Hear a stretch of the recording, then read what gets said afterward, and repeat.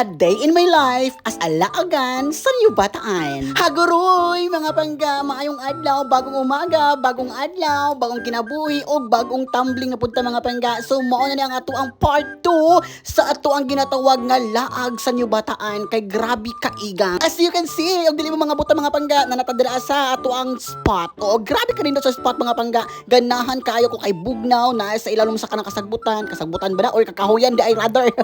O karon mga pangga ato nagipagawas ang mga paraphernalia sa atong gipangyala mga pangga, nagdala og tubig and of course nagpalit po ko og coke diha mga pangga kay para lami-lami gid ang ato ang scammy karon. Naabot ay 4 season. Oo, para sa mga taong sabtunon. Okay, upat ka buok ilang flavor. Chares! Naabot ay dingdong og naabot ay hi ho.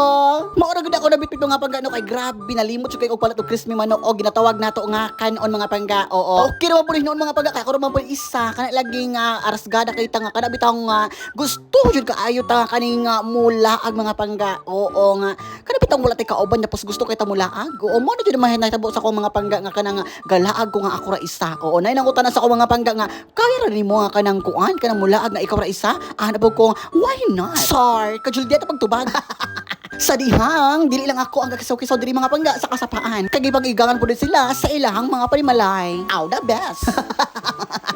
Ing-ani kanindot diri mga pangga, o diba? Lami kay ang tubod diri sa ilahang tubig. O grabe po di ka bugnaw giintaw diri mo nang lami jud kaayo mag-som-som. O makaunang-una ka diri mga pangga nga maglumos na ka mga pangga kay grabe kanindot ang sapa mga pangga. Gabula-bula ang tubig mga pangga. Murag imong pagbati, kung makakita ka sa iya ha. Kamangtas ba? O karon, unang humol, unang pagpangihi diri sa kasapaan. Oy hala, pag sigupon na diha kay nangihi na ko on. Lami ba? Wa gyud tawon sila kabalo mga pangga nga nangihi na dai ko dira ang mga pangga sa kasapaan. Oo, nagtuor gid sila mga pangga nga gahumol-humol ako dira. Og minana mga pangga no, sila ang ning puli sa ko dito mga pangga. Oo, sila ning puli da po diha mangihi. Dili ko sure kung nangihi pagpud sila. Basta ako man o pangihi. Char, inom-inom na kay humalag pangihi. Tapos mga pangga nung while nag-inom-inom ko na mga pangga, nagtatanaw ko sa ilang mga pangga. Grabe nila kalingaw mga pangga nga, nag-som-som ato akong giihian dito mga pangga.